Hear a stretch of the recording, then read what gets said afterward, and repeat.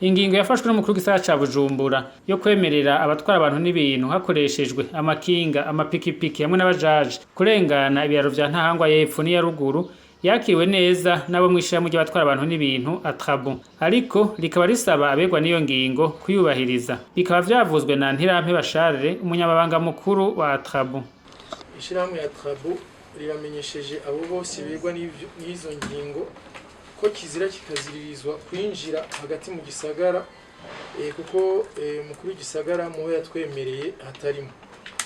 ATRABU irasavye kandi abakoresha ivyo vyuma vyavuzwe hejuru na cane cane abasanzwe babarongoye ko bategerezwa kubahiriza izo ngingo, harimo no kubahiriza amasaha y'akazi, nayo akaba ari isaha 12 ku makinga n'amapikipiki n'isaha 3 kuri za moto z'amapine 3 n'utukutuku.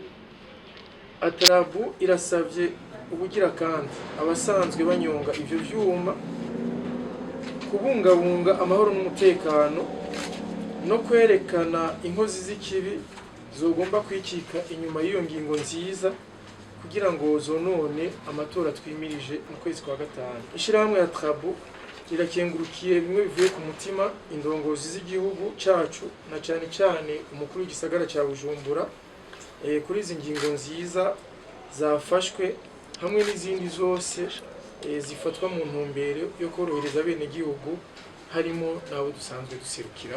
Iyo ngingo y'umukuru w'igisagara ca Bujumbura yakiriwe neza nabo yega.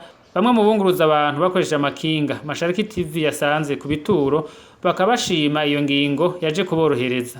Nukuri ndashimye iyo ngingo y'umukuru w'igisagara yarato adushikirije yanguye neza cyane gose, kubera je ndabona ko ngiye koroherwa nari maze iminsi mbona ntotezwa nataha nciye aho wikwaje mba mu Nyakabiga bakamfuca vente nanje vente nayo naronka ku munsi.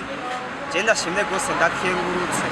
Ikindi wanza gukenguruka nuko yotwongera nk'isaha nk'imwe hamwe nka 6:45 kimwe saa moya umuntu akakaneza atangora. Iyo ngingo twayakiriye neza kuko hari ikintu twebwe tunyonga amakinga kitatworohereza, hari igihe umujyanye nk'akazigo nko kuri Kotebu canke n'ahandi twoya ino muri Aziyatike dutunzwe no kwikorera imizigo. Mugabo umaze kuva ngaha muri Aziyatike wikorera ku kazigo kamara gushika ngaho ku kiraro canke n'ahandi kazubona nk'umuntu agufashe ubikoreye mu vesharijemo. Twe rero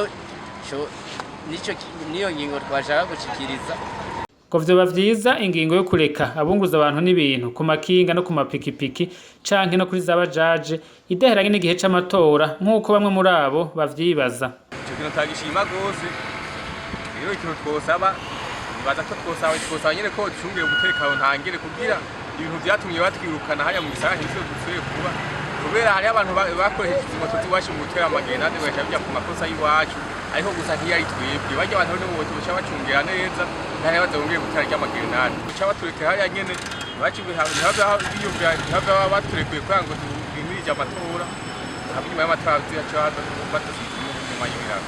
Ico kintu gisaba ubuvuye tubasaba. Iyo ngingo mu bisanzwe je nayakiriye neza by'ukuri. Ingingo ni nziza ko yari yaje kutworohereza, muga gusa ico nosaba nuko itoci iherera muri uyu mwanya nyene bariko bariyamamaza gusa vy'amatora, nuko iyo ngingo yoca igumaho bakatureka nyene tugakora nyene nkuko bisanzwe nyene tugakoma dukora. Twobibutsa ko ingingo y'umukuru w'igisagara ca Bujumbura yo kubuza abatwara abantu n'ibintu ku makinga, ku mapikipiki no kuri zabajaje yo kubabuza kujabuka ibiraro yari yafashwe mu gihe vyari vyibonekeje ko bamwe muri abo bakoreshejwe mu guhungabanya umutekano hagati mu gisagara ca Bujumbura mu mwaka wa 2015.